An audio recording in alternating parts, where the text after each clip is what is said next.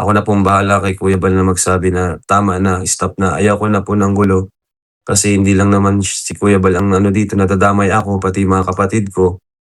Eh sila Pau-Pau, sila Kakay, ayaw niya ng ganito. Sa totoo lang, matagal na silang na-stress din. Dahil nga po sa mga, um, yan, sa mga laban ni Kuya Bal sa social media. Pero Hello guys! Welcome back to my YouTube channel. It's me, Maya Vlogs. At isa na naman pong napakainit na pagbate ng isang mapagpalang araw sa ating lahat. So, bago po natin simulan ang ating topic, ayan, paalala lang po, kung hindi pa po tayo nakapag-subscribe sa aking channel, ayan, pa-subscribe na po. At ang ama at founder ng Kalingap na si Kuya Val Santos Matubang, Kalingap Rob, at Yedna Vlog, Jack Tapia Matubang, at sa lahat ng Kalingap partners. So, ayan, for today's video, ang pag-uusapan po natin ay isa pong mainit na pangyayari, no? Or nakakalungkot na pangyayari tungkol po sa ginawa ng isang beneficiary ng Kalingap laban kay Kuya Val, no? Sobrang nakakalungkot. Maraming nalungkot at syempre kasama na po tayo doon. So, ito po ang sagot po ni Kalingap Rob dyan kasi nga po siya din is nagulat din po siya, no? So, ayan, pakinggan po natin kung ano po yung masasabi ni Kalingap Rob tungkol po dito. salamat nga po sa inyong suporta. Kasi yung pong pinaplano before na Tulfo is yun nga, natuloy nga. Di ko rin ine-expect na hantong sa ganun. Pwede naman pag-usapan sana. So, yun ang nangyari. No? Ako naman po, hindi ako nagkulang sa advice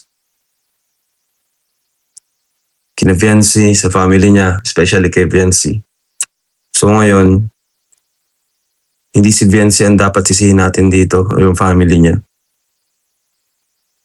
O kung meron man, hindi lang sila, no? Alam ko may mali din si Kuya Bal kasi syempre sa pagtatanggol niya sa sarili niya, nabash yung family ni Viancy. Pero hindi Tulfo yung pinakasagot dun Ano po? Kung tutusin, pumunta naman si Papa doon para ayusin. Pumunta doon sa bahay nila Vian. Pero hindi nakipag-usap. Anyway, tapos na yon. Ang sa akin, nasa na yung mga nasa likod ngayon ni Viancy. No? Sana sa kagustuhan yung matahimik yung buhay ng bata, lalo siyang napahamak sa mga ginagawa po ninyo. Sino yung mga nasa paligid niya? Di ako nagkulang sa paalala sa kanya. Sinabi ko, yung gagawin mo habang buhay na yan. Mga desisyon mo sa buhay, pag-isipang mabuti. Kasi wala, habang buhay na yan, di na matatanggal yan. Di na mawawala yan. Di na may erase yung ginawa na yan. Ano po? Pero para sa akin, hindi lang siya yung dapat i-bash or sumalo ng mga bashing, mga consequences. Unang-una, sino yung mga nasa likod niyan? Anong ginawa niyo po sa bata? Tingnan niyo na po, anong ginawa niyo sa kanila? Pinahamak niyo po sila. Sana masaya po kayo sa ginawa ninyo doon sa pamilya nila. Yung mga anti-Kalingap dyan na nagpupush. Yung mga anti-Kalingap na pinupush, sige, patulpo niyo. Mas malakas ang loob niyo kasi hindi kayo naka-front. Kung gusto niyo magpatulpo, kayo magpatulpo. Malakas ang loob nila kasi hindi sila naka-front. Pamilya ng batalero yung naka-front. Pero ngayon, sinong sumalo ng mga bashing? Sila Viancy. Diba? So, ayan, unang-una is nagpasalamat po si Kalingap Rob kasi talagang napakadami din pong mga Kalingap supporter ang talagang sumuporta o nagpaulan ng mga komento doon po sa programa ni Sir Raffy Tulfo, no? And ito nga yung sinabi niya na hindi sana Tulfo yung solusyon, no? Or pinag-usapan man lang sana ito kasi pumunta naman po sina Kuya Val doon sa kanilang bahay pero hindi nga po sila nakipag-usap kaya po ayan walang napuntahan. And ayan nasabi din po ni Kalinga Prab na hindi naman po siya nagkulang na pinaalalahanan, no? Si Viancy, no? Narinig niyo naman po yung sinabi ni Kalinga Prab, no? 'Di ba? Is sabi niya na hindi siya nagkulang ng paalala. And dito is hindi lang po, talagang hindi lang po si Viancy yung gumawa ng hakbang na ito. Talagang may tao pong nakapaligid talaga sa kanya, no? Kaya niya nakapag-desisyon or nagawa niya to. Kasi kung siya lang naman ang magdidesisyon dito is hindi niya po kaya. And ayun nga, yung biglaan na lang po kasi itong nangyari. And ayun nga, sinabi din ni Kalinga Prab na kung sino man yung nasa likod nito at kung sila po yung may problema, dapat sila na lang po yung nagpa-Tulfo or sila na lang yung nag-complain doon kay Sir Tulfo at sila na lang din ang humarap. Wag na po nila sanang ginamit si Viancy na pang front. O, di ba? Kasi ayun tuloy yung mga ibang statement po ni girl doon is sa una pa lang is medyo nagka-problema na nagkamali po siya, no? Kaya ngayon tuloy, ayan, kawawa talaga yung family kasi talagang pinaulanan po talaga yan ng mga na talagang binash po talaga sila ng tudong-todo doon. Kaya yan po yung masakit din na isa kay Kalinga Prab kasi hinayaan nila yung gusto nilang matahimik si Viancy pero mas lalo talaga nilang pinahamak or mas lalo pang nabash ang kanyang family. So, about naman dyan kay Kuya Bal at sa comment content, sa ano ko ngayon, title ko, tama na. Ito ay about sa laban ni Kuya Bal sa Batalero Farm. Ako na pong bahala kay Kuya Bal na magsabi na tama na, stop na. Ayaw ko na po ng gulo. Kasi hindi lang naman si Kuya Bal ang dito, natadamay ako, pati mga kapatid ko. Sila Pau-Pau, sila Kakay, ayaw niya ng ganito. Sa totoo lang, matagal na silang na-stress din. Dahil nga po sa mga sa mga laban ni Kuya Bal sa social media, pero kami po, di po kami suportado dito, no? Alam ko na nadala si Kuya Bal sa kanya, sa bugso ng kanyang damdamin. Frustrated siya, galit siya, pero kami na pong pamilya ang bahalang sa kanya, magsabi, magpaalala na tama na, ayaw na po namin ng gulo, ayaw ko na ng na to, nakapatulfo na sila, nareklamo na si Kuya Bal. Pero kung gusto pa rin nilang ituloy yung reklamo nila, labas na po si Kuya Bal dito. Ako po yung kakausap. Ako po yung kausapin nila. Ako po yung harapin nila. Hindi na po si Kuya Bal kasi matanda na rin po si Papa. Ayaw ko po nang na-stress siya. Kasi baka biglang atakin na naman ang kanyang high blood.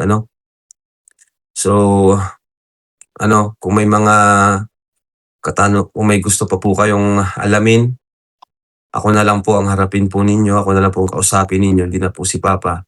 Kami na pong bahala kay Kuya Bal.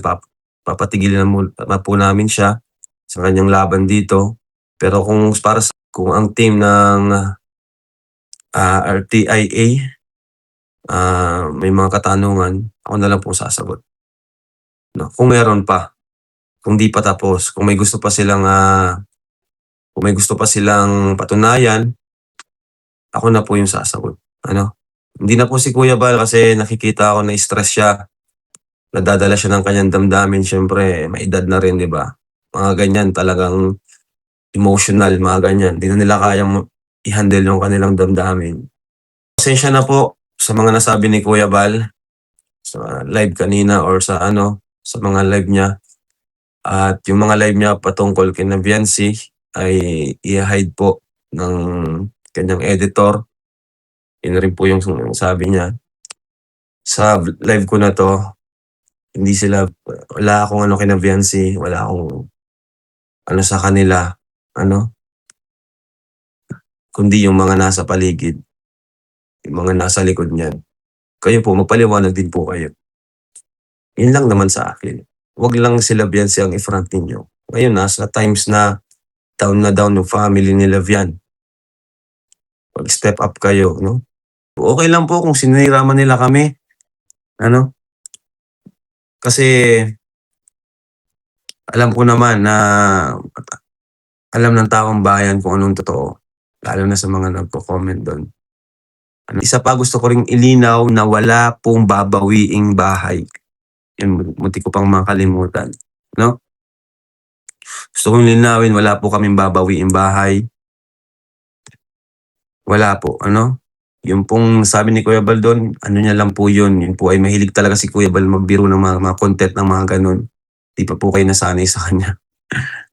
Ano? Ganun-ganun lang po yun, pero hindi po niya yun meant.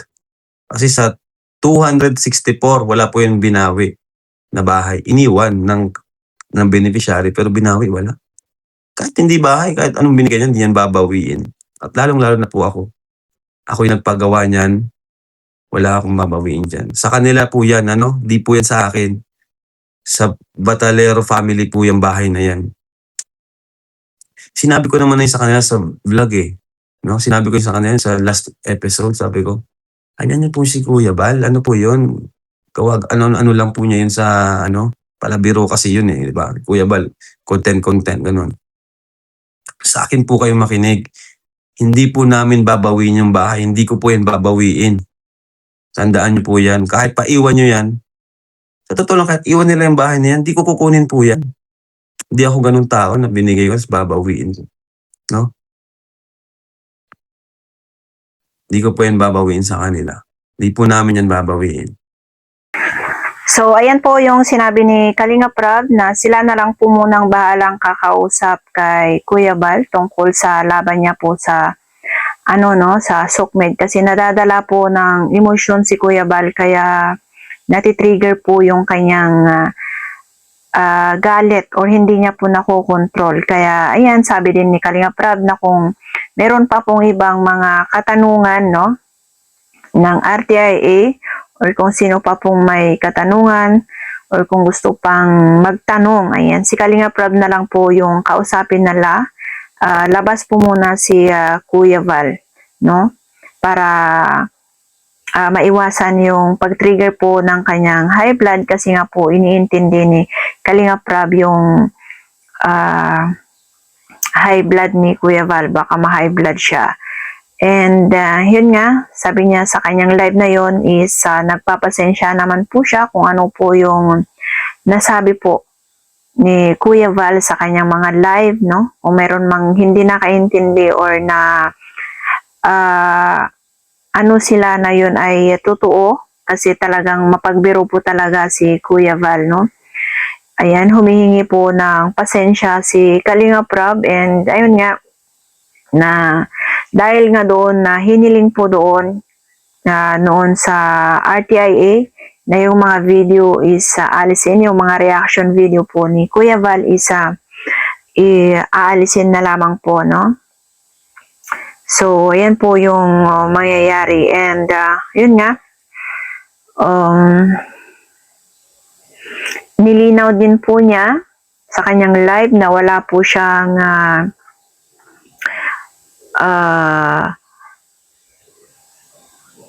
hinanakit sa family Batalero kundi po yung mga taong nakapaligid. Ang isang dahilan nito kung bakit nagkaganyan po ang family nila Viancy at saka ayun, nilinaw din niya po na wala pong babawiin na bahay. Okay? Yan po ang pinaka last na sinabi niya. At sana malinaw sa lahat na walang babawiin kahit iwanan pa po nila yan, hindi yan kukunin ng kalingap. At naman sa post ni Erica, ako, kung ako sa'yo Erica, huwag ka nang makisawsaw dito. Kasi alam din naman ng lahat kung bakit ka umalis. Dahil isa ka rin sa mga nawakwak. Ano? May isang malaking big, malaki na big pa. May isang sponsor na malaki rin ang nagwakwak sa'yo. No? Huwag mong sabihin na kaya ka umalis dahil may nakita kang something o ano man. Nawakwak ka. Yun lang yun, ganun lang kadali. Ano? May malaking sponsor sa'yo na pinaalis ka sa Kalingap kasi mayaman yung sponsor na yun. Huwag ka nang makisali dito. Yun lang masasabi ko. Yan din po ang mensahe po ni Kalinga Prab, no, kay Erica dahil nakisawsaw na naman po siya. Yan po yung sinabi ni Kalinga Prab na huwag na siyang makisawsaw pa kasi alam naman po ng lahat kung bakit talaga siya umalis, no? Kasi nawakwak din po siya ng isang mayamang sponsor kaya po siya umalis, kaya po siya nawala sa Kalingap.